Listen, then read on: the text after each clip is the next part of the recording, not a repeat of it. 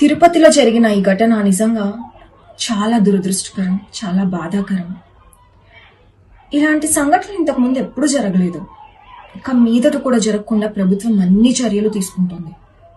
అలానే ఈరోజు గాయపడ్డ, మరణించిన వాళ్ళ కుటుంబాలకి అన్ని విధాలుగా ప్రభుత్వం అండగా ఉంటుంది. వాళ్ళకి అన్ని విధాలుగా సహాయపడుతుంది. ఇంతటి బాధలో ప్రజలు ఉంటే కనీసం విచారం వ్యక్తం చేయకుండా, కనీసం జాలి, దయ, కరుణ ఏవీ లేకుండా ఈ రోజా అలానే వైఎస్ఆర్సీపీ పార్టీకి చెందిన నాయకులు వచ్చి ప్రెస్ మీట్లు పెట్టి ఎంత దారుణంగా మాట్లాడుతున్నారంటే, వీళ్ళకి శవాలు ఎక్కడ కనిపిస్తే, ఎప్పుడు కనిపిస్తే అప్పుడు శవ రాజకీయాలు చేసేయాలి, శవాల మీద పేలాలు ఏరుకోవాలి. అసలు అదేంటో ఈ సైకో ఆనందం ఏంటో వీళ్ళకి. శవాలు మరణించారు అంటే చాలు అసలు ఆనందంతో తాండవిచ్చేసి ప్రెస్ మీట్లు పెట్టేసి అసలు వికృత చేష్టలు చేస్తూ ఉంటారు. అసలు ఈ రోజు రోజా ప్రెస్ మీట్ పెట్టి మాట్లాడుతుంటే నిజంగా మనుషులు ఇలా కూడా ఉంటారా, కనీసం మానవత్వం అనేదే లేదా, వీళ్ళకి తెలీదా అనిపిస్తుంది. ఏమ్మా రోజా, మర్చిపోయావా? ఇదే నువ్వు గత 5 సంవత్సరాల్లో వైఎస్ఆర్సీపీ పార్టీ అధికారంలో ఉన్నప్పుడు, నువ్వు ఎమ్మెల్యేగా, మినిస్టర్గా ఉన్నప్పుడు వైకుంఠ ఏకాదశికి నువ్వెన్ని రోజులు ముందే కొండ మీదకెళ్ళి ఎన్ని వందల మందిని, 200 మందిని తీసి వాళ్ళకి దర్శనాలు అక్రమంగా చేపిస్తూ వాళ్ళ దగ్గర లక్షలకి లక్షలు దండుకున్నావా? మర్చిపోయావా? చెప్పు, గుర్తు చేస్తాం. కూపిల్ లాగమంటావా? నీకంటే బ్రహ్మాండంగా లాగి నీ ముందు పడతాం, నీ నోరు మూపిస్తాం. కానీ ఇది సమయం, సందర్భం కాదు. ప్రతిదానికి ఒక టైం అనేది ఉంటుంది. మీకు ఆ విచక్షణ అనేదే లేదు కాబట్టే జనాలు చీకొట్టి మిమ్మల్ని ఒక మూల కూర్చోపెట్టి 11 సీట్లు కట్టబెట్టారు. అయినా కూడా కొంచెమైనా బుద్ధి తెచ్చుకోకుండా ఇప్పటికీ ఏది పడితే అది మాట్లాడతామంటే ప్రజలు మిమ్మల్ని కనీసం రోడ్లలో తిరిగి వాళ్ళతో మాట్లాడే పరిస్థితి కూడా మీకు ఉండదు. గుర్తుపెట్టుకోండి. ఏం మాట్లాడుతున్నావు రోజా నువ్వు? ఏ రైలు తగలబెట్టే బ్యాచ్ అనుకున్నావా? లేకపోతే ప్రజలకి, ఒక సామాన్య భక్తుడికి, దేవుడికి మధ్య ఎంతో అసలు అందుకోలేనంత దూరం క్రియేట్ చేసిన మీ పార్టీ ఈవోలు అనుకున్నావా? 5,000, 10,000, 25,000, 50,000 టికెట్లు పెట్టేసి సామాన్యుడికి దైవ దర్శనాన్ని దూరం చేసిన బ్యాచ్ అనుకున్నావా? లేకపోతే బాబాయ్ని సైలెంట్ గా గొడ్డలతో లేపేసి మాకేం సంబంధం లేదు, ఇదంతా పక్క పార్టీ వాళ్ళు చేశారని పక్క పార్టీ వాళ్ళ మీద తోసి బ్యాచ్ అనుకున్నారా? అంతెందుకు, నిన్నటికి మొన్న అభిషేక్ రెడ్డి చచ్చిపోతే మీ పార్టీ నాయకులు ఎవరు వచ్చి ప్రెస్ మీట్లు పెట్టి ఏమీ మాట్లాడలేదు? ఎందుకు?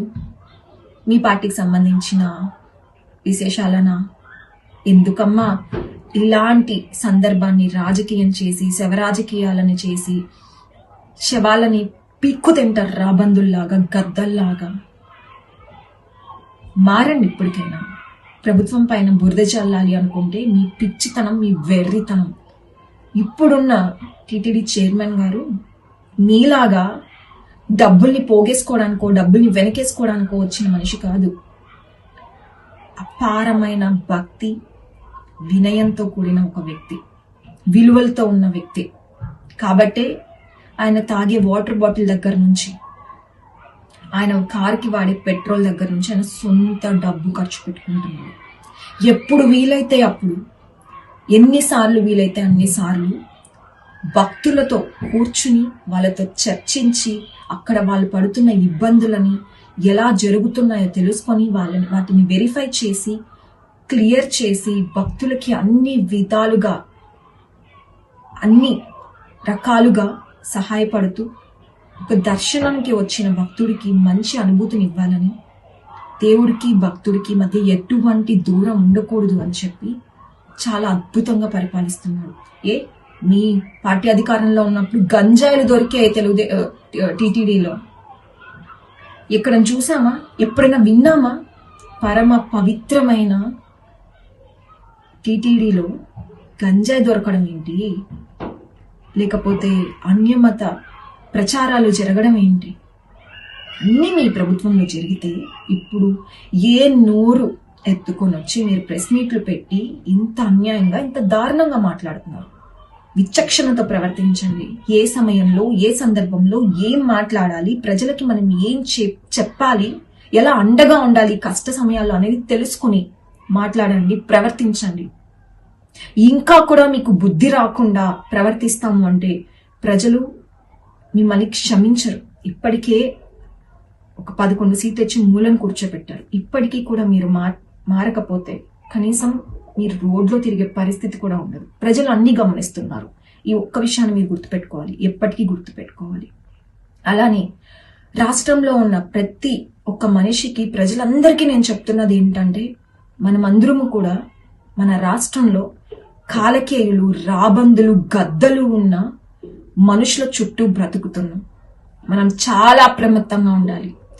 వీళ్ళే కుట్రలు పన్నొచ్చు, వీళ్ళే మనల్ని వీళ్ళే అన్ని చేసేసి ఇబ్బందులు పెట్టి వికృత ఆనందంతో, సైకో ఆనందంతో ఉత్సవాలు చేసుకుంటారు. ఇలాంటి నీచమైన, నికృష్టమైన మనుషుల మధ్య మనం ఉన్నాం. సో మనమే చాలా అప్రమత్తంగా ఉండాలి. దయచేసి ఎవరి సేఫ్టీ వాళ్ళది. ప్రభుత్వం కూడా అన్ని రకాలుగా సహకరిస్తుంది. మీరందరూ కూడా అప్రమత్తంగా ఉండాలని చెప్పి మరొకసారి చెప్తున్నాను.